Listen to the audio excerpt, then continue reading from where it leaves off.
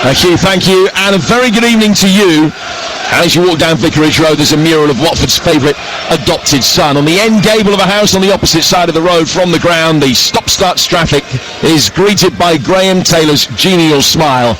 Alongside his picture, one of his quotes, "Make sure your footsteps are left for others to follow." And boy, did he do that. Those footsteps have been followed by many others since.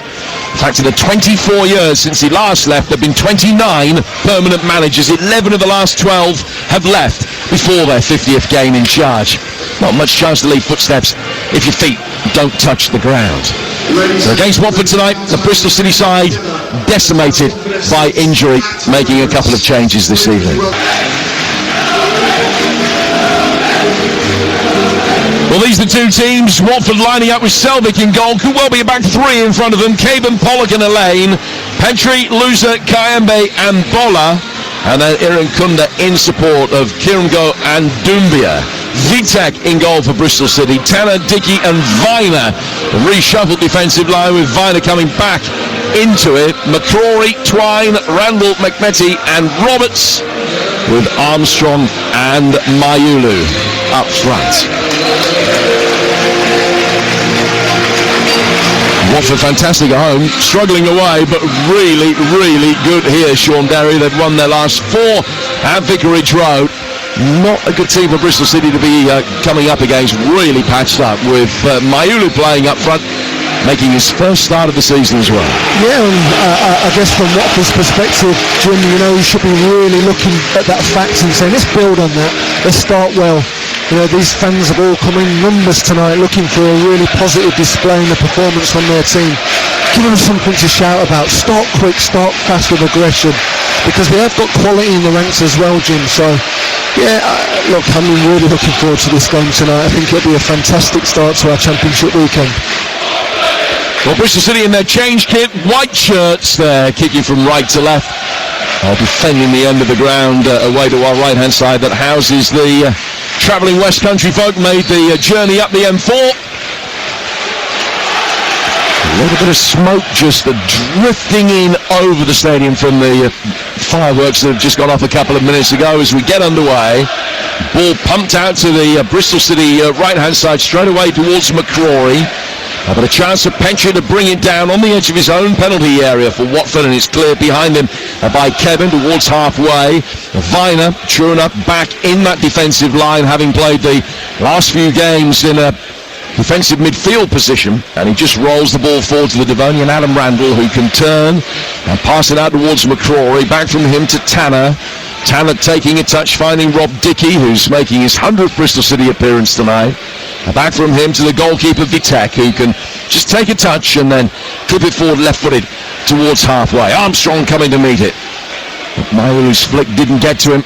Now an opportunity for Matty Pollock just to come forward and bring it forward, but Petrie has lost it, and McMetty now motored towards the edge of the penalty area here for Bristol City. A little flick off from Mayulu. Comes back again for Twine. Good hit, right-footed from the edge of the D. And the claims are that Selvig helped it on its way past the post and out of play for a corner, but a goal kick has been given. Lively start through the opening 90 seconds here on TalkSport 2. Yeah, it was a lovely run there, wasn't it, by Metty there. He just drove the ball with fantastic close control. And that's where I like Scott Twine, picking up them little pockets just behind the number 9s there. He's really adventurous, joins the attack really well, and I'm surprised, I think he'd be slightly disappointed there, Jim, that he didn't hit the target. So Watford are playing with a back three, as was exclusively revealed by their warm-up. There is Caban, Pollock and Elaine, and Boller at left wing-back, Petrie on the right, and then they've got Lucer and Kayembe, and then Doumbia and Irinkunda playing as inside forwards behind Karen Go up front. Ball in towards him. But the whistle has gone, and it's a free kick which has been given Bristol City's way inside their own penalty area. A couple of minutes gone. 0-0 here on TalkSport 2. Rana Vitek is on loan from Manchester United. He does have previous EFL experience with Accrington in a loan spell, but he's been keeping Max O'Leary out of the Bristol City team this season. O'Leary was first choice last year, hasn't played a single game this. Vitek waving everybody upfield before Going forward and driving it right-footed most of the way towards the edge of the Watford penalty area, but the retreating Pollock can knock that one away. McMetty picking up the second ball again. Roberts making a run to his left. Worked the other way, but cut out by Bola. Now we're in Kunda in possession over on the far touchline, the Watford left in front of the Graham Taylor stand. Back from him for Mark Lane. Imran Louza working it through the D on the edge of his penalty area, and Kevin Caban can bring it forward, just lofting one over the top for the run of Doumbia, but easily mopped up by Viner, who will find Vitek. Touch from Vitek back towards Zach Viner again. Now Rob Dickey clearing, left-footed towards halfway. Pollock battling in there, trying to win it back from Mayulu. The free kick's gone his way, taken quickly, and Kayambi will work it back for Elaine. Just see the back four of Bristol City there, Rob Dickey in particular, looking for these two very, very aggressive centre forwards that Bristol City have got on the pitch tonight. And I think that there's no surprises that you would try and approach the game that way, especially early on in the game as well, Jim, because this is a back four, a back five. We weren't too sure before the game how Watford would adopt to this system, but put them under pressure straight away. And look at both the centre forwards, especially Sinclair Armstrong, and he's just drifting out to the right, and I've seen him on the left and he's caused loads of problems on the left as well, so to see him a little bit more on the right, it's a bit of a surprise tonight. Yeah, Sinclair Armstrong, a player who was brought over to English football by Queen's Park Rangers, a couple of impressive loan spells. He is now an Irish international, just the one goal for him this season. He's come off the bench much more frequently than he's started. The Bristol City number 30 making his way forward now. Selvik, Norwegian international in goal for Watford, out of the left hand side for Elaine. Now Kayambi down towards Kevin Caban. Doumbia dropping deep on the Watford right will pick the ball up the inside four. That's given Petrie the opportunity to make a run past him. I think they'll just switch positions now, back off the ball. Kayambi, who's got the nod in the heart of the midfield in the absence of the injured Hector Cipriano tonight. Louza scored in his last four, chipping it back towards the edge of his own penalty area where Caden brings it under control. And Matty Pollock's going to be able to build from the back. 5 gone, 0-0. Yeah, and just looking at the shape and how it's starting to develop on the pitch, there's big spaces on this vast pitch of Vicarage Road. Just looking at how they're kind of rotating, there's loads of different little rotations taking place. I'm just looking at this Watford particular, the two number 10s, they kind of start wide, they drive into the central areas, and I think one killer pass, just like we've just seen. And it's a ball over the top that Aaron Kunda's trying to bring down, and he slipped it past the goalkeeper. Wonderful ball forward. Mark Bowler running onto it. He's been injured in the act of scoring the goal, but it was a sensational run past the back line. And Watford lead inside the opening 7 minutes with Mark Bowler's first goal for the club. Well, it's just everything that you would have hoped these Watford fans would have seen in the first 10 minutes. Is the man we spoke about him before the game kicked off, Imran Louza. He's got a wonderful pass. We've seen him score goals, but he dropped deep, kind of forced his way into the back five of this Watford team, and it was a wonderfully executed pass, and Mark Bowler's driven his run from out to in from the left hand touchline, and it's a brilliant run and a great finish, Jim. You've got to say that's a wonderful finish by Mark Bowler, but the pass made the goal. Well, when Watford picked up the ball at the back and Louza looked up, he had 5 in a line, all ready to make differing runs, and basically it was just, as long as he got the elevation on the pass right and the pace, he had any number of options. Just who did he want to stick it in front of? Absolutely, and Mark Bowler's got the pace to join the top line as well, coming from wing back. You know, and that's the best thing about this shape. You know, when you're playing that back five and you've got the left and the right wing backs, they can join the top line fantastically well if they're aggressive enough, if they're quick enough, and that's exactly what Watford have just saw the joys of that shape take place. Brilliant pass by Imran Louza, fantastic ball. Well, Louza scored in his last 4 games. He's the first Watford player to do that for 10 years. And he's made a mark tonight already, just 6 minutes in. You're not missing anything because Mark Bowler came out and he got caught amidships by goalkeeper Selvik, who came out to try and make the save. And has certainly hurt Mark Bowler, the former Middlesbrough player. But Imran Louza is the man whose name is being chanted now for the quality of the ball for. Perfect start for Watford. And they've got a decent record, haven't lost the game all season when they've gone 1-0 up. Bristol City, on the other hand, have already had a couple of wins where they've been able to come from behind. They beat Hull, having gone 1-0 down. They beat Southampton in the same scenario. They're going to have to do it the hard way here. 5 against 5 at the back there for Watford. Bristol City brutally exposed. Bowler now back on his feet, jogging off, and still with tears in his eyes, I think it's fair to say, as he makes his way down towards this near touchline. He's all right. He's going to be able to continue. And Mark Bowler's goal is the difference between the two teams. Watford leading Bristol City here on TalkSport 2 by a goal to 0.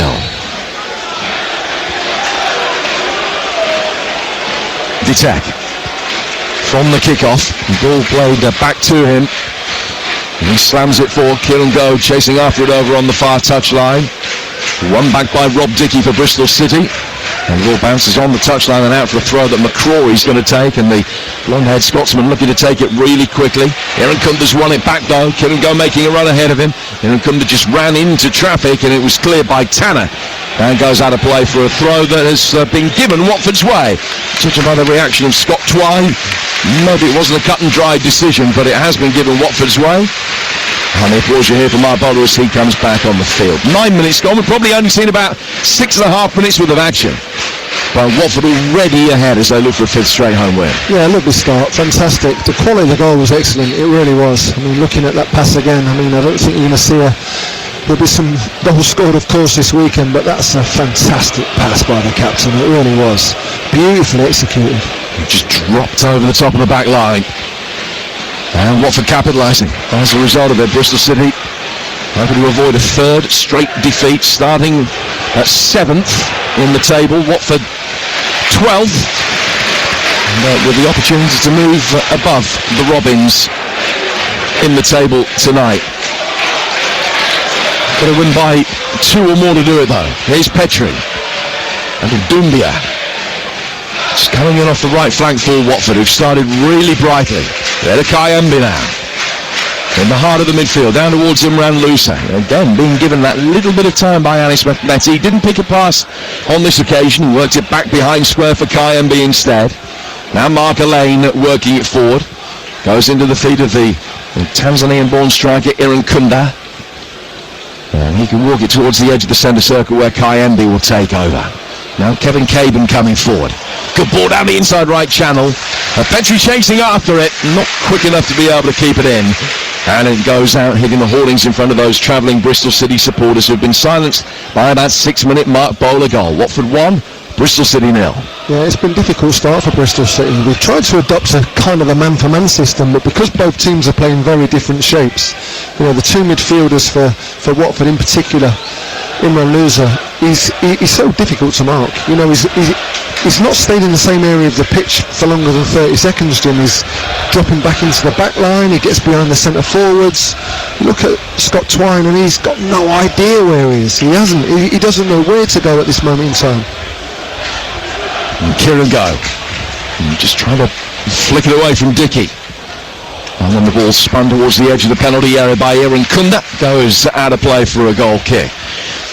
They're not playing their natural game though, Bristol City. If you look at the fact that they're playing this 3-5-2 formation, Randall's sitting deep in the midfield, and that means that Twine and Mehmeti are having to do a defensive job of playing as 8s, and neither will be relishing that. And it's needs must. It's not a criticism of Gerhard Struber, but he is almost down to 11 senior players. He's not quite as bad as that, but it's not too far short. So he's getting his best players on the pitch, having to conjure up this kind of system that doesn't suit something. No, absolutely. And you want to put as many kind of players on the pitch that understand their roles though, Jim. That's the thing. You know, you come into any stadium in the Championship, they're all going to be difficult games, but when you're losing the amount of players that they've lost, it's really affecting them. This start's not been the best of start for Bristol City. They've not been able to put 2 or 3 passes together just yet. The turnovers have been so consistent. Oh, Petrie has done brilliantly. He's got past his man, goes down inside the penalty area. No foul by Roberts, says referee Tierney. And play continues with Bristol City breaking quickly. McMetty wasting the opportunity by side-footing it forward but out of play. And now Imran Lousa, as the ball is out for a Watford throw, will go across and have a word with referee Tierney to just ask him to justify the decision. Why he thought there was no foul by Roberts on Petrie. Well, I must admit, Jim, I didn't think straight away that he should have hit the deck. You know, he's beaten Roberts, he's beaten his opponent, he's inside the 18-yard box, and he's just ready to lift his head for a pass. I was surprised he hit the deck. It was definitely not a penalty. Ball's gone out, and it's a throw that Petrie will take. The Frenchman that they signed from Belgian football on deadline day, been playing from Charleroi. It's due a goal, I think it's fair to say. He's not too far short of 100 without one now, which for a player who plays in quite an attacking position is a surprising statistic. As the rain here begins to really come down, just blowing into the faces of the Bristol City players as if the evening wasn't miserable enough for them already. 1-0 here on TalkSport 2 to Watford. We will bring it forward again with Aaron Kunda. Clearance not the best. Then the subsequent ball forward not either. And mopped up easily by Zach Viner and played out towards the right-hand touchline by Adam Randall. Former Plymouth man. Getting it forward towards Twine. Twine chesting it down. Roberts can work it out towards Alex McMetty. Coming towards the edge of the penalty area, flighting it forward. McCrory's made a good run, but just went that a little bit too early, and the flag is up from Blake Antrobus, the assistant referee, over on the far touchline. Free kick to Watford, and they have this lead. Yeah, best part of their play after 15 minutes, Jim. That they just had that little bit of composure, didn't they? Where they had 3 or 4 little key passes out of pressure, because Watford have got the advantage and they're trying to press as high as they possibly can. Loads and loads of energy on the pitch at this moment in time with that backing of the 1-0 goal. But Bristol City just got to take the sting out of this. You know, they need to stay in this game. You know, nothing's won or lost after 15 minutes. They've just got to get that 3 or 4 passes. We saw there with Mehmeti on the top line there with there's a good ball actually to the far post, and McCrory joined this top line himself. And those are the thoughts of Sean Derry, the former Crystal Palace and Wolves assistant manager. As the ball is worked forward here by Petrie inside the Bristol City penalty area off Roberts, and out of play for a Watford corner. Well, that's great play, isn't it? That's what you want from your wide players. I mean, he's so purposeful in the attack there, Petrie was. He had one thing in his mind, and that was to beat his opponent, to get on the top line in possession. You know, took 2 or 3 players out of the way, and lovely ball, lovely silky run. So the first corner of the night to Watford. It'll be taken on their right flank, Imran Lousa, the man that has come across to take it, raising his right arm above his head. 3 Watford players inside the 6-yard box. Pollock coming forward to join them now. Out comes the goalkeeper, got something on it. Kayambi back through a crowd, and the goalkeeper's made a good save that time. Bitek diving away to his left because it came through so much traffic. Could only have seen it late. But got his body down and keeps the deficit at just the 1. Lovely ball by Imran Lousa there. I mean, he just lifted it into an area, didn't it? The goalkeeper there was getting blocked by Max Elaine, I think it was, the number 3 for Watford. He just stood in front of him. It was a lovely ball, and it's a fantastic strike on the edge of the box. It really was a lovely left-footed strike. Yeah, big night for Elaine with the family links with Bristol. Max born in Bristol, the son of Mark, the head coach of Gloucestershire County Cricket Club, the former England cricketer. Max is on loan from Manchester City, playing against his hometown club. And here's Petrie, who's started brightly. Lousa, who's provided the real quality. And he's just played another ball, expertly through the midfield there. The aforementioned Elaine, back towards Petrie again. Petrie's got Doumbia making a run ahead of him. If anything, they're both attacking the same space down the right-hand touchline. Bristol City can win it back. Crossfield ball chested down by McCrory, but Aaron Kunda is in there first as Tanner dallied, and now Lousa will bring it forward. Doesn't shoot, lays it back for Doumbia, who wins the corner off the retreating McMetty. hoping to flick it into Doumbia as he came back, but he didn't get that deflection. And he goes out of play for another corner. Watford well on top here, leading 1-0. Yeah, they are. They've started really well in this game, Jim. They really have. Loads of energy, loads of purposeful passing as well. You know, a lot of forward passes as well into key areas of the pitch. They're not just keeping the ball for the sake of it. They want to go and score this second goal in a good little spot at the minute. Corner again to be taken by Lusa. Swung in very deep and coming round the back. Kunda bundled it towards goal. Wasn't a clean contact. And that allowed Vitek to make the save, because if he hits that with any conviction, it's surely 2-0. Oh, it was a wonderful ball again by the number 10 of this Watford team. He's got a wonder with left foot. He really has. Right on the money. I mean, we've watched some absolutely superb set plays in the Premier League for Arsenal, but you know, you think about the delivery that we've seen in these opening 2 or 3 corners for Watford, and he's just puts it on the money, doesn't he? He's just there all the time. He's got a lovely left foot. Loser has. He's a great little player. Would he be good enough to play in the Premier League in a side that are heavily dependent on set pieces? Get your thoughts on that in a moment as Bristol City bring it forward here, level with the edge of the Watford box for probably only the second time in open play tonight through 18 minutes. McCrory has done well. Twine taking over, trying to find a little bit of space. Is Tanner. And the former Man United man can get it forward here, and Kunda is back defending and has done well. Turned over possession. Kayembe losing out though to the retreating Twine. A City in industriously in the midfield with Randall to win it back. Chipped over the top and away by Pollock from inside his own penalty area. Kevin gets it further clear, and then Petrie's fouled.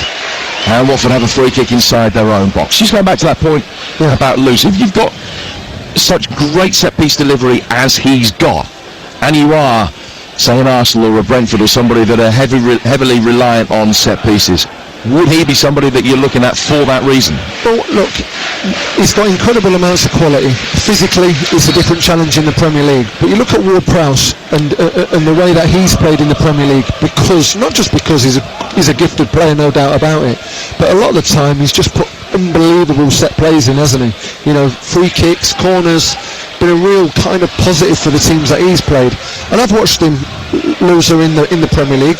He did play in the Premier League for Watford, not very often, but when he was there, it was the physicality that let him down. But the Championship gives you that, Jim. You've got to be physical to survive at this league.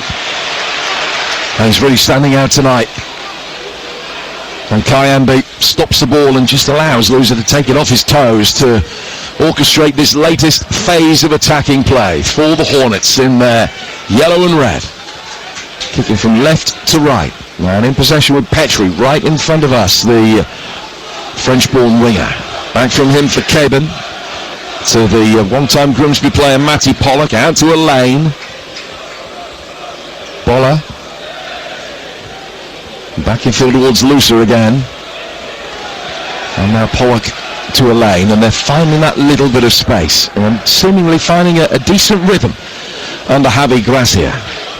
2 wins, 2 defeats in his 5 games so far in this spell. Petrie coming in off the right flank into the feet of young Doumbia, the Malian teenager. Pollock has it again. They're more than happy at times to go back. They play with a decent tempo, but there are a fair few square passes and backwards passes when the situation decrees. There's never a complaint from Javi Gracia when that happens. The ball goes back to the goalkeeper, and Selvik will take a touch and then play it out from the back again to Matty Pollock as we approach the midway stage of the first half here on TalkSport 2. Tomorrow, 2 more live exclusive Championship games for you. Millwall Preston at 12:30, and the big one, Stoke Coventry. Second against Spurs. Mark Robbins taking on his old club. It's not on UK TV, but it is here on TalkSport 2 tomorrow afternoon with Adam Bridge alongside Chris Uwelimo at Stoke for a 3 o'clock kickoff tomorrow. I'll tell you what's coming up in the Premier League as well very shortly, as Rob Dickey hooks the ball over his own shoulder to get it away on the edge of his own box. And Lucer will be able to pick it up. Aaron Kunda has stepped round the challenge of McCrory, but then lost possession. And Bristol City will get it forward to the Scotsman. Aaron Kunda did well because he had to backtrack, rectified his own error.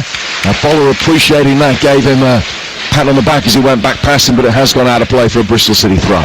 Yeah, and they're the kind of things that, you know, fans really appreciate, Jim, don't they? You know, they've had a lot of time, they've probably been in possession maybe 70% of this game up to yet, used it quite wisely, but that's what you've got to do in the Championship as well. You've got to respond and react and dig in when you lose possession, and that's what this team have started doing over the first 22 minutes. They are playing with great energy, this Watford team. Now Lucer has gone down, and it did look as though Randall might have fouled him. Just deemed to be the stronger of the two. Imran Lucer has stayed down, hurt on the edge of the centre circle. Bristol City in possession. Armstrong, Twine, Maulu. Back he goes towards Randall again. He worked down to the left flank for Roberts. Lucer back on his feet. Bristol City still in possession, down towards the Watford corner flag, away to our left. And Mehmeti has won a throw. Viner showing for it. It's a thrown back instead towards Randall. 10 yards outside the Watford penalty area. He's teased the ball in, but a lane can head clear. Now Twine plays the way that he's facing, back away from goal, but Randall can work it out towards Anis Mehmeti, getting on to his right foot, trying his luck, but even on this greasy playing surface with the rain that's coming down, it's a comfortable save for Selvig. Well, it was. We've not seen too many opportunities for this Bristol City team at the minute. What's really tough for them is where they just loft them hopeful balls into the box. With the back five of this Watford team look quite, they just look quite relaxed at the minute, don't they, Jim? They've not really broken sweat, the back three especially. So Bristol City need to use a little bit more creativity in that final third. Yeah, night off for James Abankwa, the Irishman on loan from Udinese tonight. Is 6 changes were made. Reshuffling the defensive line, changing the shape. You'd never know it because there appears to be really good cohesion. Selvig did well to deal with a very errant back pass. He stopped it going out of play for a corner. Now Watford on the front foot again, but Doombia's ball is overhit, and it goes through for Vitek away to our right. Ivana Vitek beaten by that Mark Bowler goal on 6 minutes.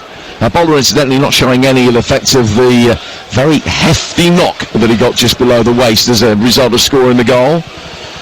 And now City work it forward again. It's comfortably claimed by Selvig, running out to the right-hand side of his penalty area to whisk the ball away with quick hands from Fali Maulu. Lucer, another chance for him just to loft 1-4, then it dives beautifully towards the edge of the penalty area, but Tanner backpedaled and headed clear. And now McCrory gets it out to the right-hand side for Twine. Twine rolling a good ball down the line. No flag against Sinclair Armstrong. Maulu making a run across the near post. He tried to play it back instead towards Mehmeti by the penalty spot. And Watford had enough bodies back to be able to deflect it into the hands of Selvig. I thought the flag was going to go up there. He looked like he made his run slightly too early, Sinclair Armstrong, but the assistant referee kept his flag down. Surprised at that. He looked from our view like he was 3 or 4 yards offside, but he found his way into the 18-yard box. It was just that final ball that let him down. There was enough bodies in the box for Bristol City. Scott Twine played him down the side, a lovely balanced ball, but you're hopeful that his centre forward does a little bit better for you there, Jim. He had enough time to pick a pass out. Now starting the third game out of the last 4, Sinclair Armstrong, with just the 1 goal so far this season, which was the winner against Birmingham. It's actually his only goal in his last 36 games, but a much better striker than those that raw data suggests. The kind of player that you need to judge on his overall contribution as opposed to merely the number of goals that he scores. Well, the goal against Birmingham was a wonderful finish, coming down that left-hand channel, just open his body and find that far corner, similar to what he's just done here. That's another really good ball to find him this time, though he has made the run too early. Roberts sliding it down the left-hand touchline. And Armstrong making a run from in to out, but he went, as I say, about half a second too quickly. That's good. It's really difficult to find them spaces in the back five, especially when you're playing, kind of as a solitary 9 like Sinclair Armstrong at times does. But it's just finding them gaps. Once he finds them gaps, no one's catching him. You would talk Sport 2, where Mark Bowler's goal has given Watford a 1-0 lead over Bristol City. Coming up tomorrow over on Talk Sport, game day exclusive that begins at 11, as always, ahead of Tottenham Manchester United at 12:30. And then our second live exclusive Premier League game tomorrow is at 8, where Chelsea host managerless Wolves. Will they still be managerless Wolves by then? You would imagine so. If you're a new man coming into that job, no, I'll sit back and let someone else take charge of Chelsea away, thanks. I'll take over on Sunday. Yeah, I'll have the international break, thank you. Armstrong making another good run. Mehmeti has found him. Armstrong going down right on the corner of the penalty area. It's outside the box. It's a free kick. Oh, that's got to be close. I mean, it's a wonderful run. We've seen that a few weeks ago when he scored the goal away at Birmingham. Same kind of run down the side of this Watford back five, and he's lucky there, isn't he? Petrie, who's just returning back to his defensive position and caught the back heel of Sinclair Armstrong. But this is a wonderful opportunity for what's been a pretty poor 28 minutes of football for Bristol City, but with Scott Twine over the top of it, you've always got a chance. Third booking of the season for Petrie. He's the first man to have his name taken tonight, and it's given Bristol City the opportunity to get themselves back on level terms here on a night where they've only had one attempt on target so far and barely had a quarter of the ball. Scott Twine, though, from free kicks is sensational. Right-footed, he's hit this one magnificently. He bent it over the three-man wall and past the despairing dive of Selvik in the Watford goal. His array of free kicks, quite remarkable. He's done it again, just when they needed it. They've created next to nothing, but a moment of Scott Twine brilliance against Bristol City back on level terms. Well, I think we've got the best view in the house here, Jim. We're right behind it. We see the goalkeeper line up his wall, three-man wall, and you're thinking, maybe you should know your opponent a little bit better than that, Selvik. Put one more in there, because he was scrambling. It was a fantastically well-executed goal. I mean, how many times have we seen that by Scott Twine? He's hardly been in the game. You know, he's not had that opportunity to get on the ball in the final third, where we know he's creative and he's absolutely their best player in the final third. But that's a stunning free kick. I mean, do they deserve it? Of course. You know, this is what the Championship's all about. Watford will be kicking themselves. Scott Twine scored twice at Sheffield United, twice against Southampton, and has now scored his sixth goal of the season to get Bristol City back on level terms. If anything, it looked as though it was a little bit too close to the edge of the penalty area. Maybe the angle had just made it easier in that regard. But he got it up and down quickly. He couldn't have thrown it more accurately from about 5 feet out than he kicked it in from 19 yards. Brilliant free kick from a player who is more than capable and demonstrates that on so many occasions. So they've got a game on again, 1-1. Oh, absolutely. It's one of them, isn't it? You know, you look at your opponent, you do your due diligence throughout the week, you recognise who you're going to be playing against, and you say, whatever we do, let's not give any free kicks away around the edge of the 18 box, because there's a guy there who's going to bend it in the top corner. And he's done it. He's done it all his career. I mean, it's a brilliantly executed free kick. Absolutely wonderful. I mean, I just don't think he could go any closer to this post. And the goalkeeper was scrambling, wasn't he? Zach Viner to take a throw for Bristol City, a player who made his 250th appearance for the club on Tuesday. And just shuffling forward in front of Javi Gracia, who's looking much more animated now. Prior to that Scott Twine free kick, his team thoroughly meriting the 1-0 lead, but it is now level. Lusa back towards Pollock on the edge of his own box. Pollock back to his goalkeeper, who had to swiftly move across to his right-hand side and dig it clear.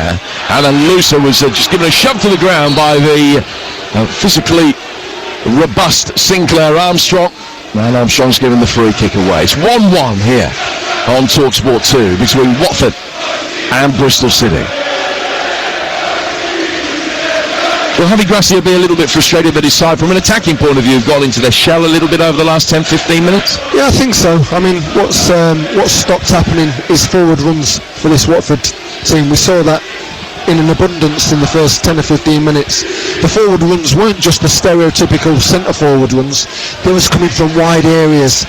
Petrie especially was joining the top line. Mark Bowler on the other side. Seems to be a little bit more flattened out now, this system does. It's Watford that have possession, and that has been the way of it pretty much since the first whistle. Pollock taking a touch inside the centre circle, going to his left-hand side for a lane. He's puts it forward, and McCrory read it. And a yellow card is the result for Iran Kunda, who came back and knew that with his teammate having played that poor pass, there was a real danger of a counter-attack. Iran Kunda took one for the team, and he's booked.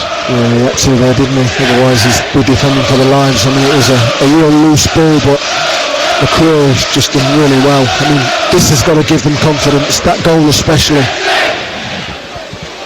Sadler can come out and claim a long ball that's punted forward inside the penalty area. It remains 1-1. Well, Caban out towards Pollock. Pollock passing it forward through the D towards the figure to his left of Max Delane. Now down towards the Watford right, and Kevin Caban can come forward. He's just waiting to play the pass, and Armstrong was in there talking about the fact that his contributions are much better than merely his goal scoring. He defends so well from the front. Yeah, incredible honesty in his game. I mean, that's one thing that you can't have a go at him for. I mean, he's always there, puts his body on the line for his team, got fantastic enthusiasm to try and get the ball back. And you're in a game when you're up against him. I mean, that's one thing you definitely realise, that you've got to be smart with your decision making. And he's battling again, trying to get the better of Caban. He can't quite manage it. And Lucer will be able to pick it up in the midfield and work it to his left. Flick round the corner. Bristol City win it back. It wasn't the best touch by Bowler, the Horns goal scorer. And that's not the best defensive header by Pollock, although Kayembe stopped it falling straight to McCrory. Does go out of play for a Bristol City throw. Are you an XG man, Sean? Not really. No, I'm not. I mean, look, you look at what the XG would have been for the first 28 minutes before that second goal that we've seen. And I just think that, your chances come, the chances go, but you've just got to be ruthless when they come. I mean, that was ruthlessness at the top table, wasn't it? I mean, from his perspective, he's hardly been in the game, Scott Twine. Well, he has it again now, and has he won a corner? No, he hasn't. He's got out of play for a goal kick. That's why I mentioned it. You look at the XG of his free kick, 0.04. So what that's saying is that for the average professional footballer, he's got a 1 in 25 chance of scoring from that free kick. 25 to 1 shot, and he sticks it in. Well, absolutely. I mean, we said we had the perfect view. We did. We had the best house in the stadium, the best seat in the stadium. It was perfect for us to have a look at it. But I just thought he's going to score that. Kieran Go on the turn has done beautifully to play it in. Doumbia! Really good block by the diving Viner, and Bristol City survive. That was much better from Watford, much more potency about their attacking play. Now they work it forward. Lucer knows that he's offside and can't make a run for it. He ordered Doumbia forward, and Doumbia got there, but Viner can again clear. It comes off the top of Kayembe's head, just a little plume of spray off the top of his head as the ball hits it as well. Randall knocks the ball down for Viner. Viner can work it through the midfield. All of a sudden, it opens up for Twine, who's coming through the centre circle. Armstrong makes a run through the middle. It's gone to the left-hand side for Anis Mehmeti. The challenge comes in from Lucer, and he's played it off the Bristol City man for a goal kick. Oh, two big chances, obviously. One from the Watford's perspective, Doumbia. It was a lovely strike, wasn't it? But Viner's thrown himself in front of the ball and saved his team now in that second goal. And the one thing I would say about this team, this Watford team, is that because there's so many rotations, especially with the two midfielders there, especially Lucer, he's all over the pitch. When he breaks down, there's a massive hole in the middle of the pitch, and that's where Scott Twine is loving it. If his team can find him with that first or second pass, Watford could be in trouble. Now Doumbia onside as the ball is worked forward down towards the right-hand corner flag. Back for Petrie on the corner of the box. Lucer arrives, flicks it off. Kayembe trying to get the ball out from between his feet.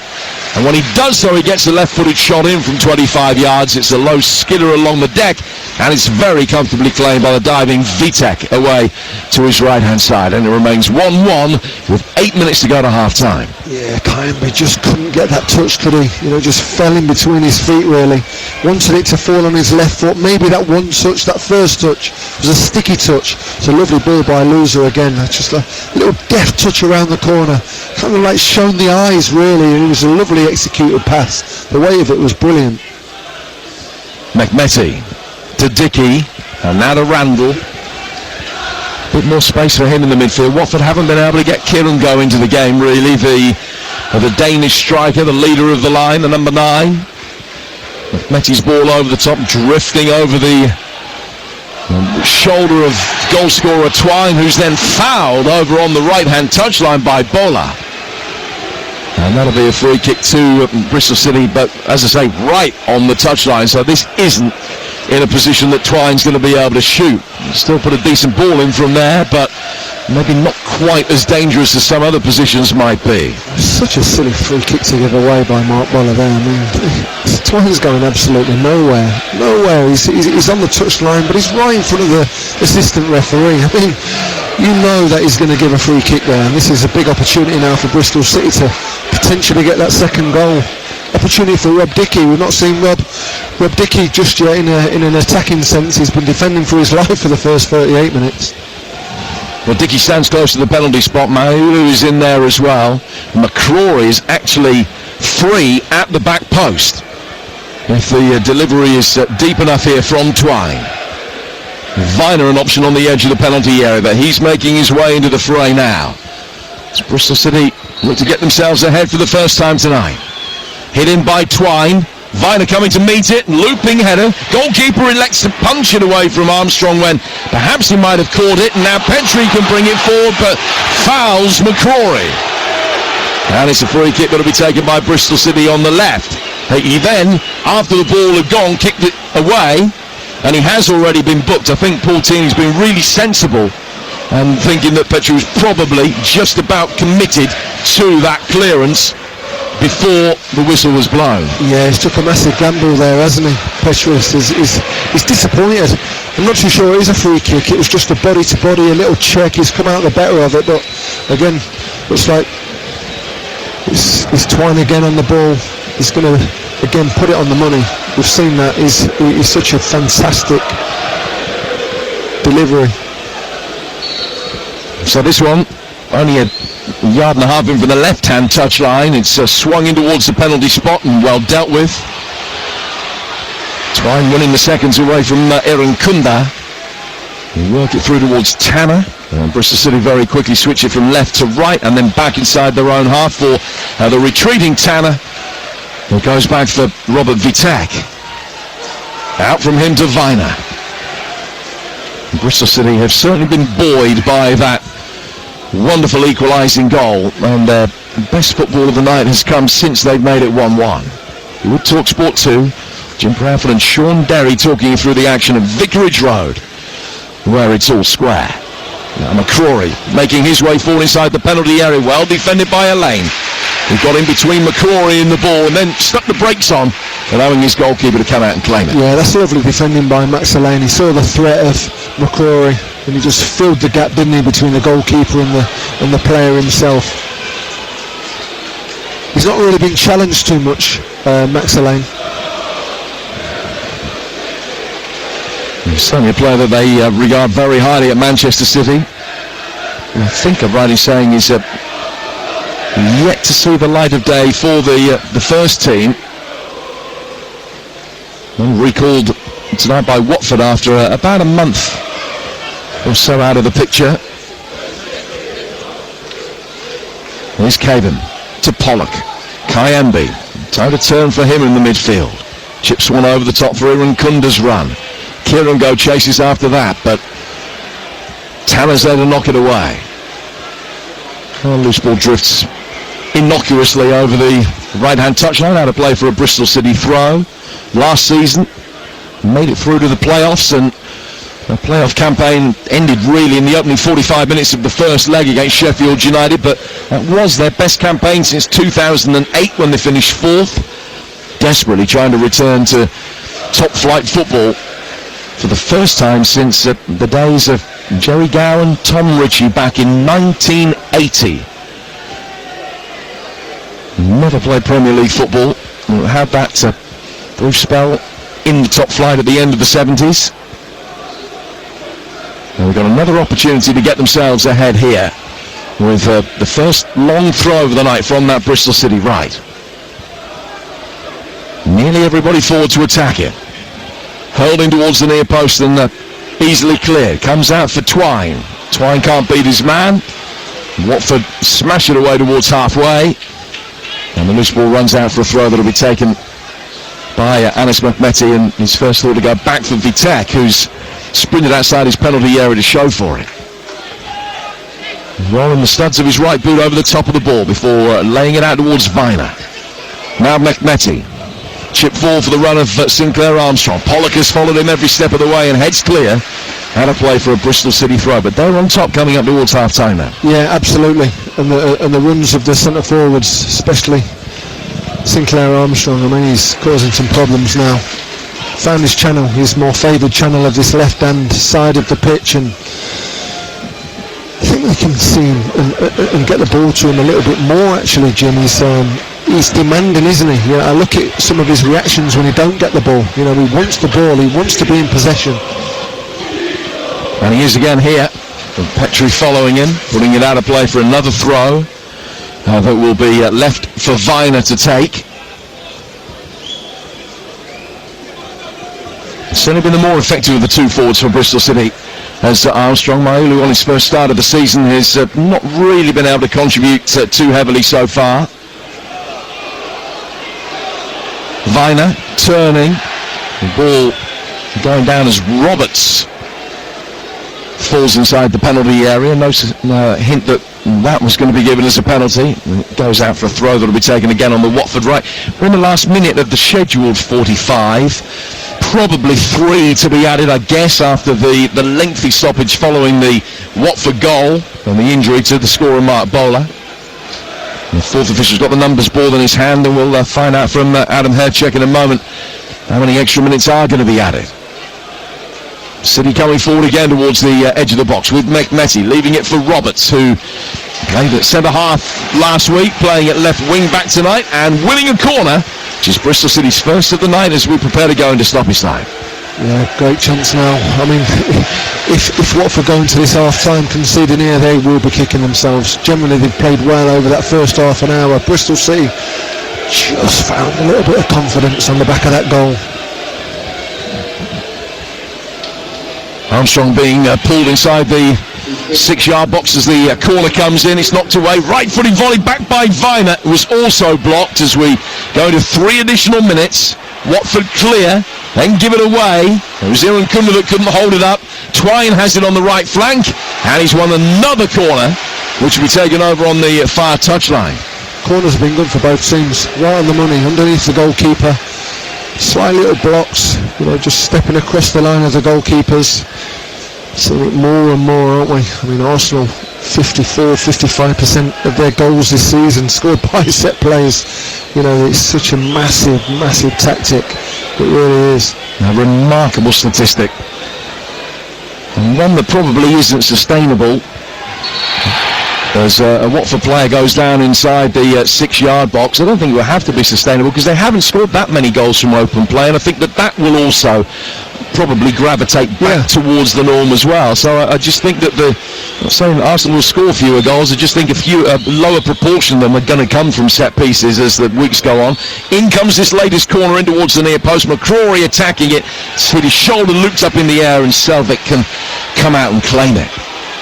The Norwegian flag in the Graham Taylor stand over on that far side in honour of Egil Selvik. Just kept the one clean sheet for Watford so far this season, which came in the last home game against Middlesbrough. They won that one convincingly by 3-0, but it's a tougher prospect as it turns out tonight, despite the excellent start that the Hornets made. Alain with the ball forward, and Kunda is chasing after it. Couldn't find a way past Tanner.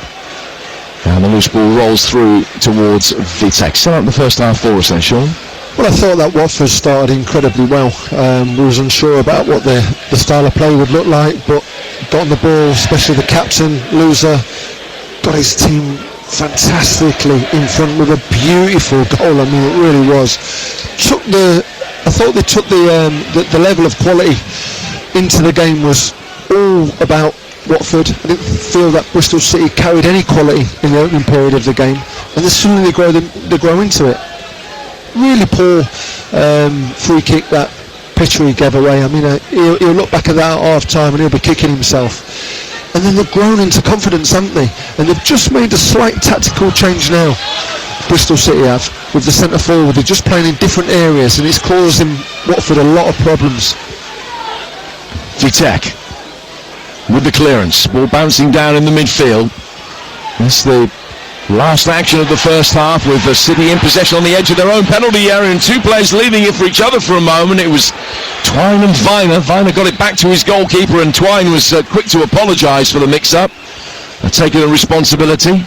McCrory then trying to beat his man, and the referee Paul Tierney indicates that will do. A first half in which Watford took the lead and were excellent for the opening 25 minutes. A lovely ball over the top from Lusa, bowler running onto it and slotting the ball in to give Watford the lead. Bristol City had very few opportunities, but then Petrie dished one up for them. Foul on the edge of the penalty area, and Scott Twine took the free kick, whacked it over the wall and into the bottom left-hand corner. A quite marvellous finish, one of his best, and you can pay him no higher a compliment than that. Bristol City the better side after that. We get to half-time at 1 apiece. Hugh, thank you. Well, no sign of any changes for Bristol City ahead of the second half. They are already out. Watford just letting them come out and get cold and wet, because they haven't reappeared for the second period as yet. Bristol City with Vitek in goal, Talon, Dickey and Viner, McCrory, Twine, Randolph, McMetty and Roberts, with Armstrong and Mayulu up front. And on the bench, Hirakawa, Rees, Yaboa, Peckover, Morrison, Meerholtz, Thomas, and goalkeepers O'Leary and Lumley. Watford in their customary yellow and red out for the second half as well. And they're not making any changes, so it's Selvig in goal, Kevin Pollock and Elaine, Petrie, Lusa, Kayambi and Bola, and then Doumbia and Irinkunda playing inside ball behind Kilungo up front. Paul Tierney, the referee, has booked both Petrie and Irinkunda in that first half. And it's going to be Watford who will get us underway for the second period. Kicking from right to left. Big Luca Kilungo with the first touch of the second half, laying it back for Lusa. From him to Elaine, and Watford will be able to get on the front foot from the off. Laid out towards Jeremy Petrie. Sean Berry alongside me. What's the gist of the half-time tea talk from Javi Gracia? How does he replicate the levels that Watford had in the first 25 minutes rather than what he saw in the final 10? Yeah, and there'll be the reminders, won't he? He'll be in there. I mean, I watched him coming off in the dugout. He didn't look too happy, Jim. You know, he was remonstrating with the officials. He was a little bit emotional coming into the changing rooms, and he's got to keep his composure. That rubs off on the lads straight away. You know, I'll be looking at his captain. You know, give him the ball as often as possible. You know, he loves being in possession of the football. He's just won it back again now. And he's the one who gets this team going. He really does. The one thing you've got to try and keep him, and this is it, I'm not knocking him for sure, but he just vacates his position at certain moments. And when he vacates his position, that's where this Watford team look like they're a little bit fragile. Well, this is a free kick here. Referee Tierney allowed play to continue for as long as he could with Watford in possession. He deemed they had no advantage. And something similar has then happened in the next phase of play as Mark Bola is fouled. He's back on his feet and retrieves the loose ball himself. Just walks it back down to roughly where the free kick was given away. And he takes it back for Elaine. Elaine to Lusa. And then spread across the defensive line for Kevin Caban, the former Toulouse player. And towards the right-hand touchline, a lovely piece of skill to flick the ball from his right foot to his left to get past one Bristol City player. The City won it back, punned it forward. It'll be chased by Falimayulu. And easily mopped up at the back by Elaine, but it was a loose touch from him. And Mekmeti can seize upon it and run towards the edge of the penalty area. Then he's stopped in his tracks by Kayembe, who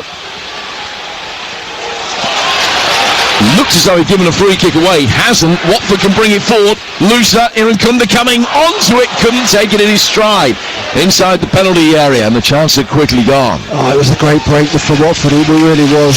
Lovely drive in the middle of the pitch there by Looser. It was a lovely weighted pass once again. It was just moving too quickly, wasn't he?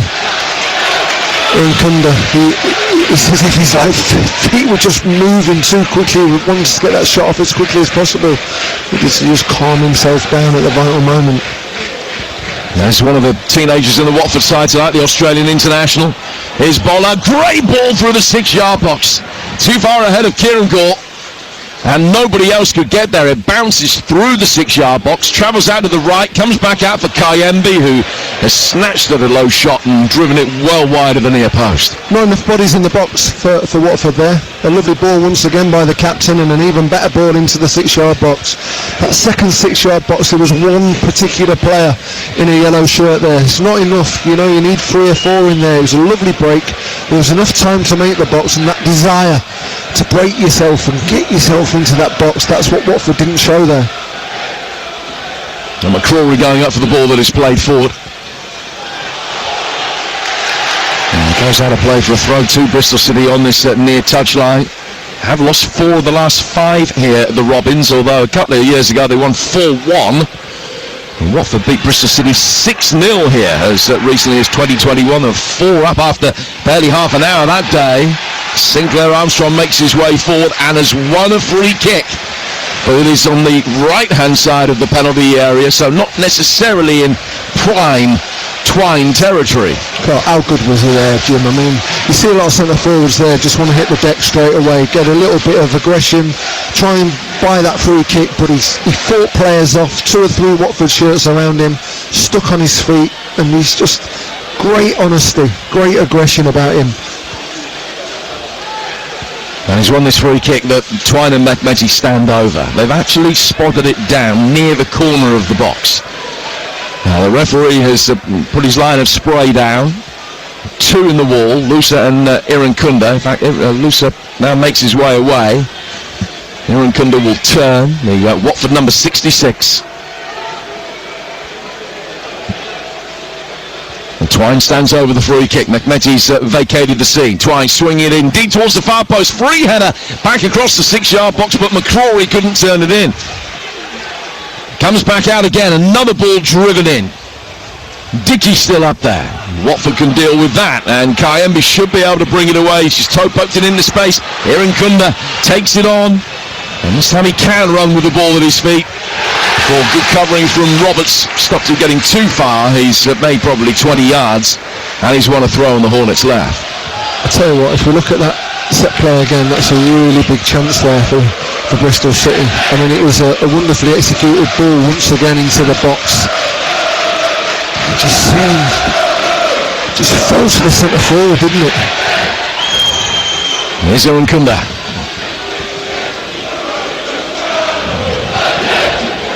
Now Mark Bowler trying to wriggle his way past his man. McCrory taking a very physical approach at attempting to stop him, but he has been able to. And referee Tierney again gets the bird from the Watford supporters for letting that go. Hornets break for the next phase of play with a lane. And towards the right hand side for Petrie. Petrie sliding it in. Kieran Gore couldn't get a shot in. And that one's knocked away by Randall. Armstrong with a touch back towards Mekmeti, who didn't read it quickly enough. Doumbia goes down, no foul. And then Looser has the ball in his hands after the referee puts whistle to mouth. He's actually given the free kick Adam Randall's way. Amazing. I mean, you see some of the decisions he's given the referee tonight, Paul Tierney. I think he's alienated himself away from this crowd. I don't know what you've seen there. I mean, it's a clear foul for me. We're just seeing the replay now. It's a pull from Mekmeti and Doumbia. I mean, it's a clear foul for Watford there.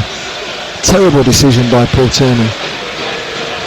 Poltini back in the middle, incidentally, having been on VAR duties exclusively last season. I think this only his second championship game of this season as Bristol City work it forward here. Out came the goalkeeper, Boller not taking any chances, and he swept it away from in front of him.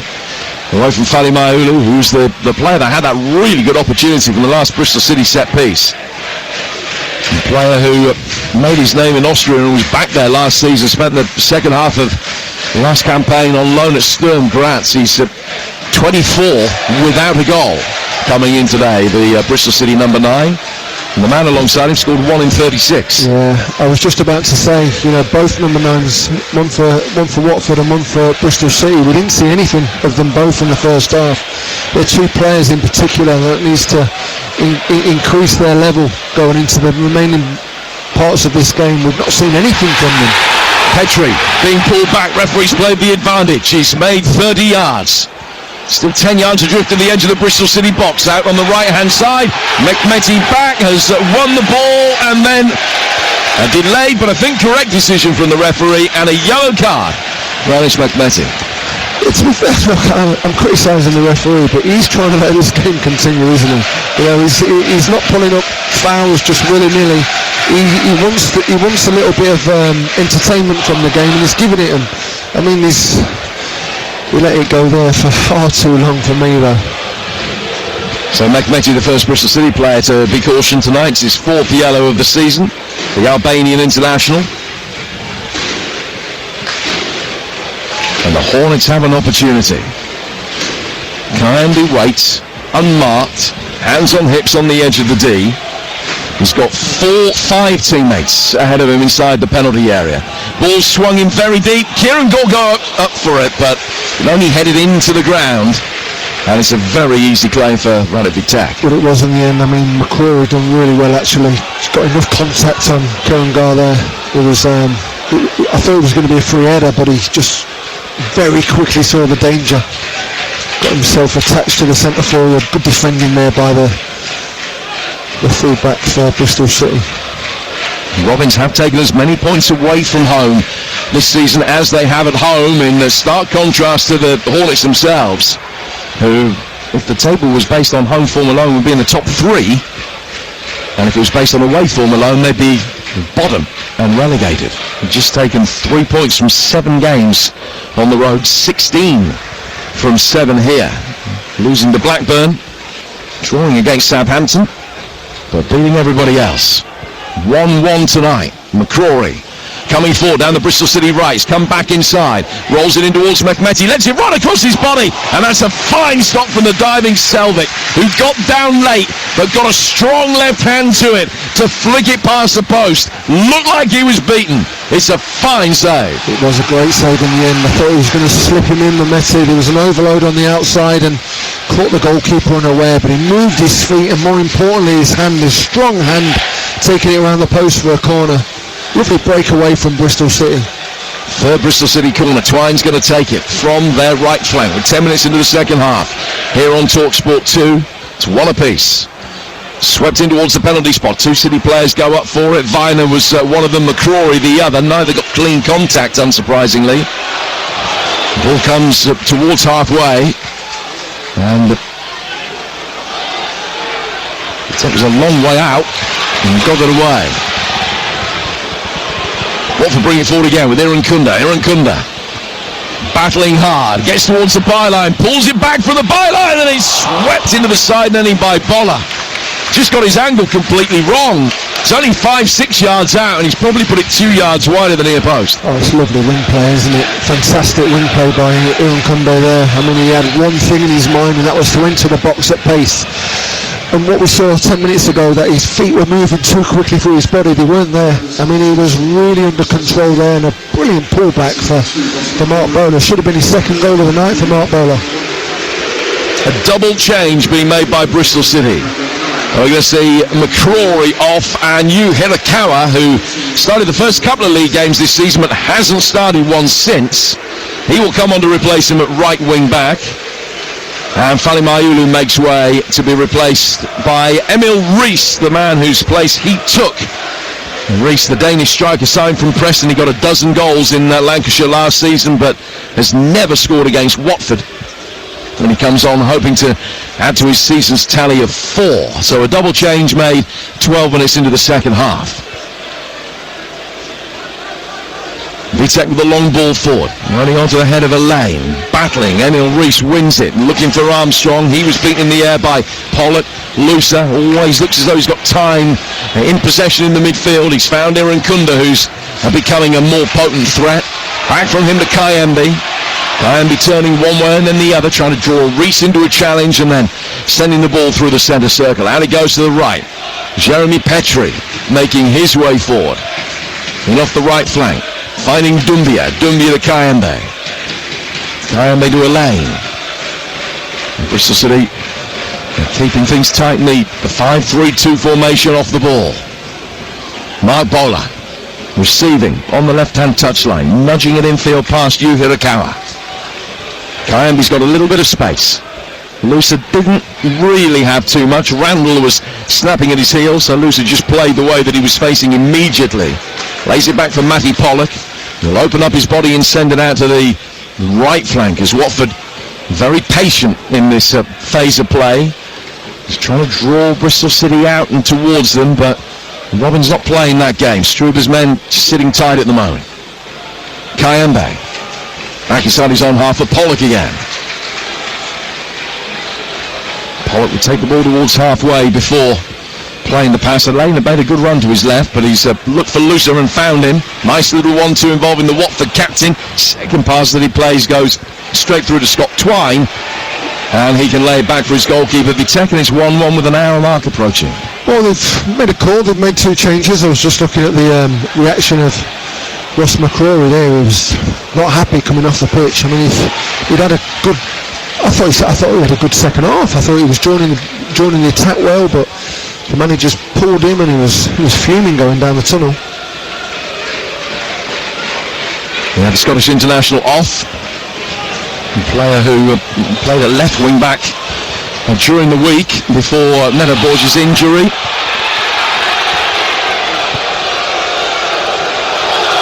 The ball worked forward through the midfield. Now Reece. And he goes out to the far touchline and Roberts chased after it, couldn't keep it in.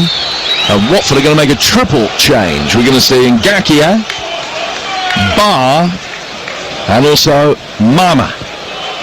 Othman Mama, the Moroccan winger who they signed from Montpellier. He's just won the Under-20 World Cup. They think he's got a great future ahead of him. He made his debut for the last 20 minutes at Ipswich on Tuesday, and he's going to be one of the players coming on here.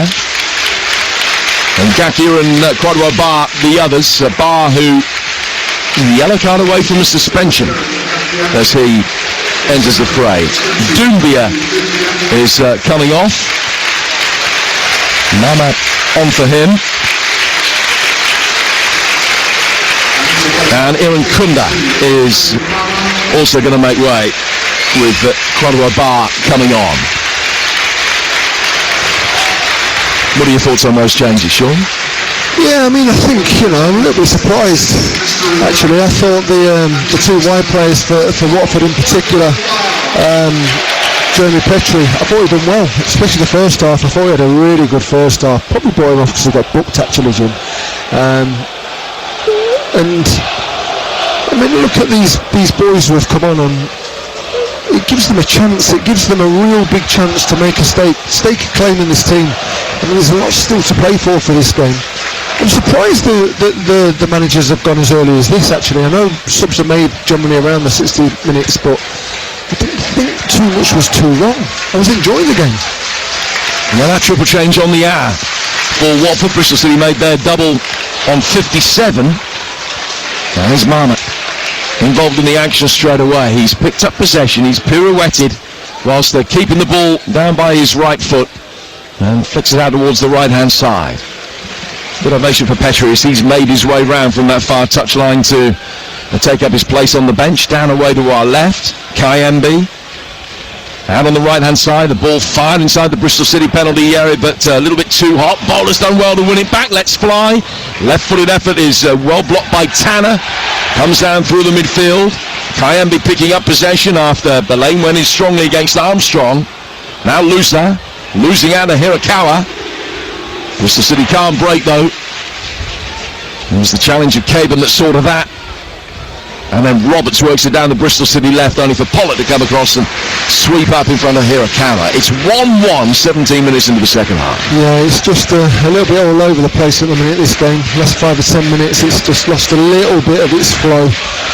Obviously, the new players coming on the pitch, you've got to find their feet straight away. It's seeing if there's any changes of shape. I think both teams are following the same shape that they played in the first half and this opening period of the second. And then Reese turns the ball to his left-hand side for Mehmeti. If you're just joining us, Bowler on 6 minutes gave Watford a very early lead. Scott Twine's brilliant free kick just before the half-hour mark cancelled it out. We've played another half hour or so since. 1-1 it's still. Bowler, Kayembe letting it run. Mama coming onto it but couldn't get a shot in, just delayed. Had he not done so, it could have been different. Now Bristol City will break. Twine, great ball forward. Sinclair Armstrong running onto it and hits it straight at the goalkeeper. Had Reese to his right and Selvig hurt making the save, but he was through, clean through, one-on-one, went for glory, and the keeper made himself big and keeps it at 1-1. Well, it came from the transition of play, didn't it? I mean, Watford had a fantastic chance only 20 seconds before. I mean, it was a poorly distributed ball right at the very end, and then they're having to deal with a counter-attack, and what you don't want to do is leave space in behind. I mean, that's a wonderful run by Sinclair Armstrong. And that's probably the one thing you would say that lets him down, is just that little finesse. There's enough of the goal to actually slide it down past the goalkeeper's left-hand channel. He's hurt himself with the save. It's a good save in the end from Selvig, yeah. I mean, he came out very quickly. Second important save of this second half. Yeah, he came off his line really quickly, narrowed the angle, but you'd be hoping that Sinclair Armstrong would put his team ahead there. Reese wasn't happy that the ball wasn't knocked square. No, it wasn't, absolutely not. I mean, I'm not too sure that Sinclair Armstrong's going to just knock it square. I think as a centre forward, you just finished the attack. I mean, there was enough space for him to just slide it down the side. We've seen the replay of the Watford attack. Yeah, some just poor decision making, and there's 6 bodies in front of the ball there, and then they're fighting, they're having to recover then. I think it was Barr at the end of it. So it remains 1-1. It stays this way. Watford will edge up to 11th. Bristol City will stay 7th. The top 2 in action against each other tomorrow, and that is live on TalkSport 2. Kicks off at 3. Stoke against Coventry, which promises to be a belter, one of the most significant games of the Championship season so far, and that is live on TalkSport 2 tomorrow. We've got Spurs against Manchester United on TalkSport, which kicks off at 12:30, and Chelsea Wolves at 8. It's 2 live games from the Premier League tomorrow, and we've got 2 from the Championship as well, because another top 5 battle, Millwall against Preston, is Saturday lunchtime fare, 12:30 from the Den on TalkSport 2. So that's Spurs, Manchester United and Chelsea Wolves at 12:30 and 8 on TalkSport. Millwall Preston followed by Stoke against Coventry at 12:30 here on TalkSport 2 tomorrow. Kayembe in possession here for Watford. Just pulls the ball back towards the lane. Lane into the feet of Imran Lusa. Lusa just trying to clip one with a little bit of spin over the top for the run from Barr, but he didn't read it, and he drifts through to goalkeeper Radek Vitek. By the former Rochdale man, who's got a couple of goals this season. He came off the bench and scored against Southampton. We've seen twice as many appearances as a substitute than as a starter this year. 1-1 the scoreline with a minute to go to the midway stage of this second half on TalkSport 2. Hirakawa, back for Randall. Now play forward through the midfield for Reese, who will let the ball run across his body. He got caught by Lusa as he did so, and it's a free kick to Bristol City on halfway. So how do both coaches go about turning 1 point into 3 here? Yeah, I'm just looking at the top end of the pitch for Watford here. I mean, Barr's come on the pitch, and You look at him and see the way that he's quite dynamic in his approach to the game. You want to try and get the ball up to these boys. The fresh legs have come on. Not all of them have had a touch of the ball yet, actually. Just looking to see if Barr's not had one touch. I think Lamar's only had one, made a poor decision. Just got to get them in possession, high up the pitch. I don't think, from a Bristol City perspective, as Twine plays it in and Reese heads it wide, I don't think they need to chase the game, Jim. I don't think they need to chase this game whatsoever. I think, where they're sat at this moment in time, they can maybe just utilise the transition play when Watford are coming out. They're trying to get that second goal, and I think there's enough quality that Bristol City possess to catch them on the break. I wouldn't be coming out of the slots just yet. We've got a quarter of the game remaining. The prize for Bristol City tonight, if they can win this by a couple, is a place in the top 4 at the end of the day, ahead of those big games tomorrow involving Millwall and Preston, and Stoke and Coventry.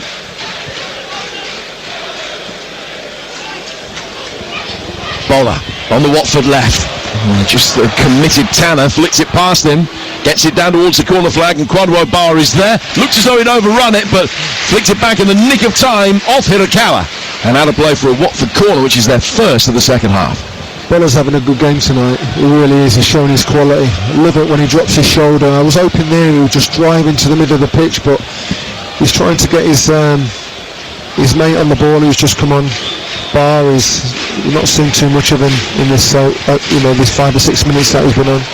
Musa takes the corner, it's an away swinger. Just too high for Hirakawa to head away. Shot comes in from distance from Mahama.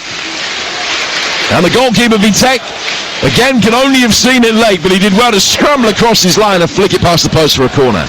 Turns out to be a really good save, actually. There's enough bodies in front of him there. I think he saw it late there, Radek Vitek. I mean, it was a scruffy shot by Mamar, but good save in the end. So another corner. Musa goes out to take this one as well. It's an in-swinger, and the goalkeeper forced to punch it straight over his own bar.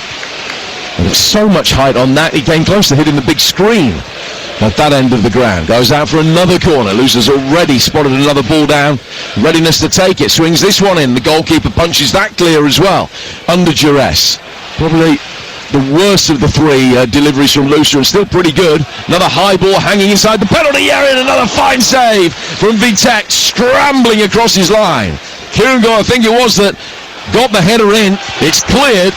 Watford will come again with Ngakia, trying to turn the screw. Lucer with a touch, doesn't quite break his way to then get a shot in, and McBetty will slide it clear from the edge of his own penalty area via Twine to get Bristol City going again. But Watford with a really good 2 or 3 minute spell there. Just kept it alive, the deliveries into the box, really high quality. It's the first time we've seen Kirango actually affect this game. It's a good header going into the bottom corner, and another really good save by Vitek. Now Barr can bring it forward. Running at the penalty area, left-hand side of the box, and the keeper saves that one with his feet. Ricochets high up in the air, and he's then cleared by Randall. 4 towards halfway, where Armstrong will try and get there, and then Pollock is in quickly on Reese, and there was an angry reaction from Pollock. I don't know whether he felt that Reese maybe left one on him. Armstrong has gone down and is just struggling with a touch of cramp at the moment. Body's flying all over the place. It is. I mean, there's 4 or 5 actually lunges in the middle of the pitch there. Pollock was the first one, and the second one actually. I mean, they're incredible challenges, aren't they? I've just seen the replay there. He really wants to win them challenges there, Pollock. That's like old school defending. Well, his legs were going like a window. They were. As he went in for the second one. But he won it cleanly. And it's a free kick which has gone his way. On halfway. It's 1-1. Got 19 minutes to go. It's the longest period of the game without a goal. 4 from Elaine. A little bit more action on the bench. And the substitutes who've just been sent out to warm up ended up getting caught by Kwadwo Bar's misplaced pass. It's a throw that will be taken on the Bristol City right. One apiece. The chance that Kwadwo Bar just had there, I mean, it was a lovely break, wasn't it? We saw the best of him, and then we saw the worst of him only a minute later, where he was just kind of knocked out of play from the drive he had into the into the shot for Radek Vitek to save. It was a lovely drive, it really was. Can just get him on the ball a little bit higher up the pitch. Jeremy Ngakia motors forward, man with more than 100 Watford games behind him now. Pass back by him to Kayembe. Kayembe sending it square for a lane to step up from the defensive line. Out to Mark Bowler, the scorer of the Watford goal more than an hour ago now. Back from him, a lane, Kayembe into the feet of Mark Bowler again on the edge of the penalty area. Kieran Gore just tried to nudge it past Rob Dickey and couldn't. And the Bristol City man brings it away. Lays it back for Viner. Viner waving everybody forward before firing it long towards Armstrong, but he couldn't hold it up. Kevin Caban winning it back, and now finding Kayembe. Kayembe to the left-hand side for Kwadwo Bar. Quick injection of tempo, burst inside away from Hirakawa. But Randall should be able to clear easily for Bristol City on the edge of his own penalty area, and he's got time to turn as he played the pass forward. Mahama very nearly able to cut it out. But is one back by Roberts, whose high ball hoisted towards Reese is easily repelled by Elaine. And then Luce has got the ball at his feet and will just make his way forward.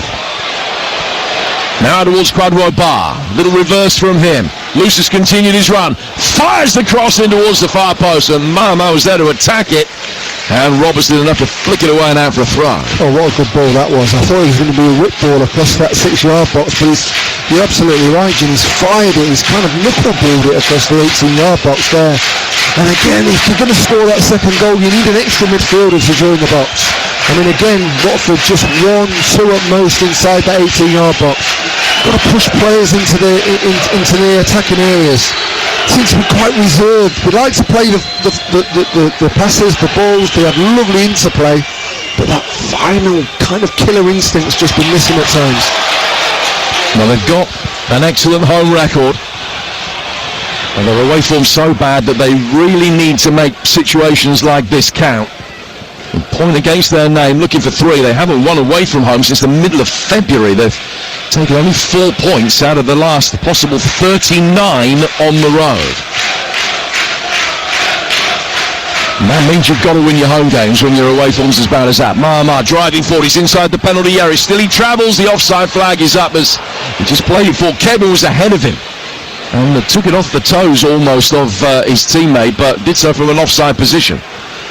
And the free kick goes Bristol City's way, and they're going to make a change. We're going to see young Leo Pekova, who made his debut for the last 20 minutes against Southampton. He's from Bath, 17-year-old striker, and he's going to be coming on in a moment. He actually scored against Watford in the Pro Development League final last season, and will come on here to replace Sinclair Armstrong in a straight swap up front with a little over 15 minutes to go. I'm a little bit surprised by this. Not the fact that Leo Pekova's going on the pitch. You know, it's great to see young players coming on and kind of making their way in the game. But I just thought, in terms of the last 15 minutes of this game, where Watford are really striving, putting pressure on this Bristol City team, there's loads and loads of space behind the back four. And you know, we've just seen a great chance there. He's just missed it. Sinclair Armstrong. I'm not surprised he's disappointed. He's shown he's disappointed coming off. Yeah, disappointment etched across his face. He's made his way forward, now obscured from our view as he takes his place in the dugout, and Leo Pekova's on to replace him. So he's up front alongside Emil Reese for the 15 minutes plus stoppage time that remain. Ball's gone out of play. Throw that Zach Viner will take for Bristol City over on the far touchline. The City's 3 away wins so far this season have all come against the bottom 3. Will they be able to beat top half opposition on the road for the first time this campaign? It does feel as though the third goal of the night would be the winner. Yeah, it does. It does feel like that. It's really tight, this game at the minute. Bristol City just tightened up through the thirds. Hirakawa venturing to a point about midway inside the Watford half. He's then laid it back for Tanner. Tanner to Dickey and through the midfield. Randall waiting, but the ball has bypassed him. It's gone back instead for Rob Dickey. Tanner opening up the body, turning it forward. Twine trying to take a touch. He's lost out to Kayembe. Then poked forward by Bowler. Looser for Kieran Gore. And towards Quadro Bar. This is better from Watford inside the Bristol City penalty area. It was a fierce shot, but it was straight at the goalkeeper. Stuck his hands up in front of his face and beat the ball down. And Randall can bring it away. Now Twine out of the Bristol City left. Pakova. A little reverse ball out to the left-hand touchline. Now he will chop it back onto his right, and has he been fouled? He has. And it's a free kick given away by Amama. And guess who's immediately picked up the ball and is striding with real intent to go across and take it? Scott Twine. Yeah, I mean, it's quite a distance out, probably edging into the 30-yard area here. I mean, if he's going to hit the target, it's going to be an incredible strike. We know he's got it in his locker. Seen it in the first half. Can he pull something out of the bag for this Bristol City team? Probably looks like it's going to be a set play that gets something out of this game for Bristol City. I think in open play, Watford have got something a little bit more to strive for, but Bristol City are looking for something. Can they get a bit of magic out of this man's boots? Three in the wall, bobbing up and down. He's got a lot of work to do to score from here, Scott Twine. It's not going to stop him trying. Runs up. In fact, he has clipped it in towards Hirakawa instead, and it's headed away by Bolla, and out of play for a corner. And Bolla just got a bang on the back of the head, so play will stop. They can't take the corner quickly. The referee's happy that Bolla is okay. And now Hirakawa can take it. And he's certainly been given the signal to take it. Twine showing no interest in coming across to do so. So will be you, Hirakawa, in front of the travelling Bristol City supporters away to our right. 1-1 the scoreline here in Hertfordshire. In towards the near post, easily headed away. Back out for the Japanese international again. Brings it down with his right foot, slips it down for Mehmeti. Mehmeti firing it in just too high for Viner, who came onto it. Then a complete miss kick from Dickey.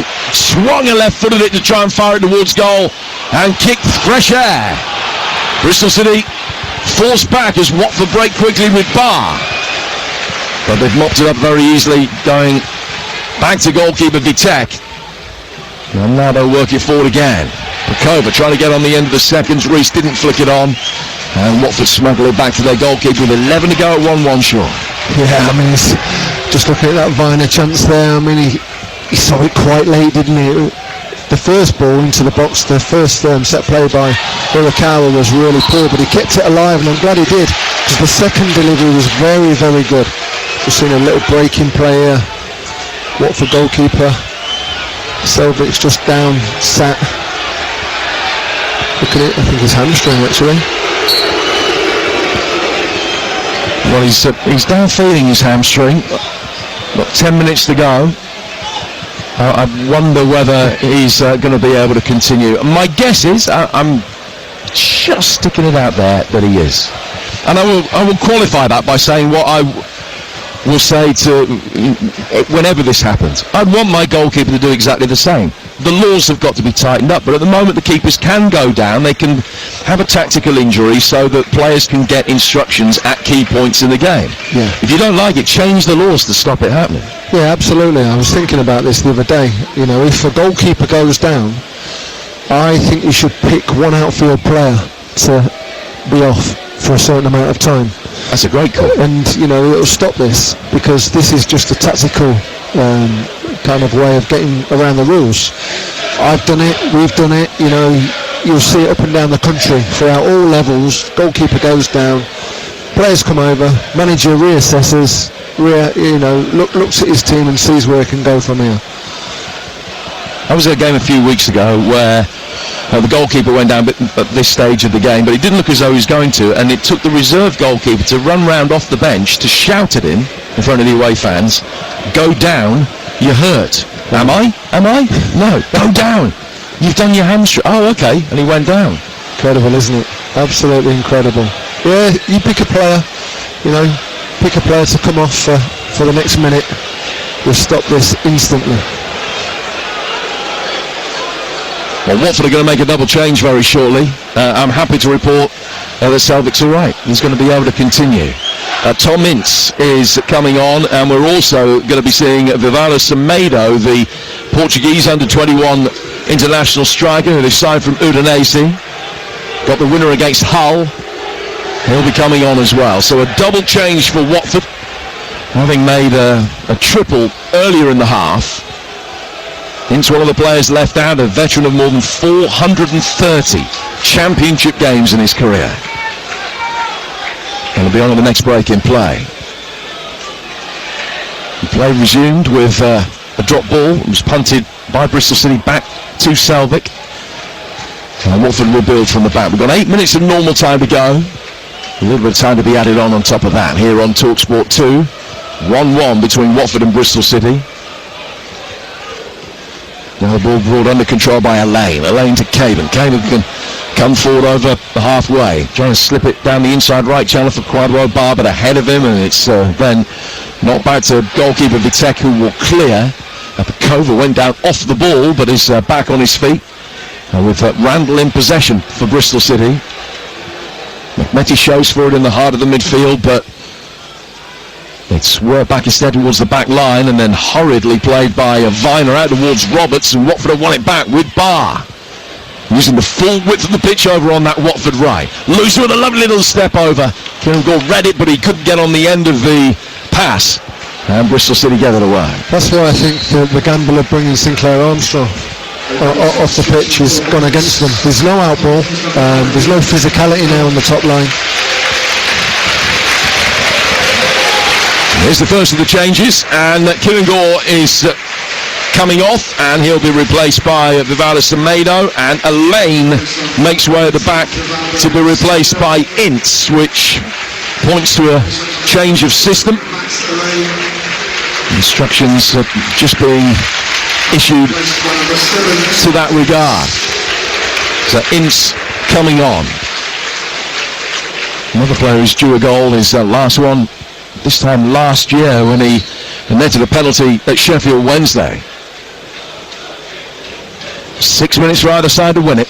Here on TalkSport 2 at the start of your EFL weekend, with the two big games in the Championship, both live on TalkSport 2 tomorrow. Millwall Preston, followed by Stoke Coventry. Mama has kept it in on the left. He's got the beating of Hirakawa. He's pulled it back for Kayembe. Bit more space for Lusa, with McMetty trying to close him down now, and he's forced Lusa to go back. But Kayembe can play a first-time ball forward. Watford quickly making ground. Here is Tom Ince, right-hand side of the penalty area. Ball flighted in deep. Marmar's going to keep it in, but down by the opposite corner flag, and he's won a throw. Yeah, they've changed the shape. They've brought off one of the central defenders. Watford have gone into a flat back four now with Tom Ince joining that extra body in midfield, and we're going for it. You know, we look upon this opportunity now in the last 5-6 minutes, feeling that I can get this winner. Can it be a Tom Ince? You know, he's like we say, he's played enough championship games. What a ball!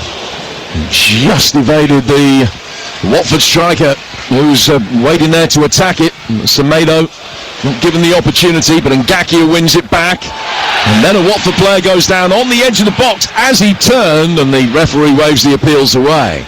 Bristol City clear, back into Watford territory. Pollock will find Caban. They're the two centre-halves that are on now that Elaine has come off.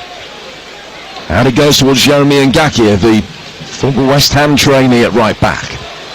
Caban to Pollock, taking in touch and then firing it to his left. Bristol City are getting Ollie Thomas ready for just the third senior appearance of his career. The young striker will be on in a moment.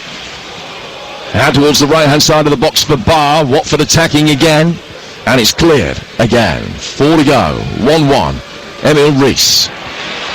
Won back by Ince and lost by Ince just as quickly. Miner's clearance not the best. Falling for Kayembe. Kayembe to Mama.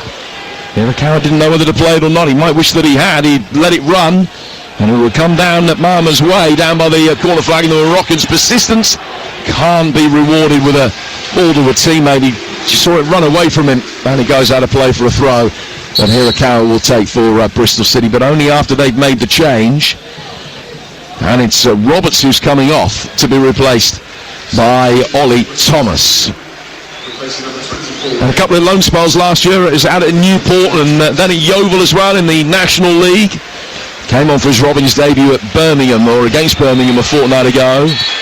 And he's going to come on here to replace Hayden Roberts for the last 3-4 minutes or so.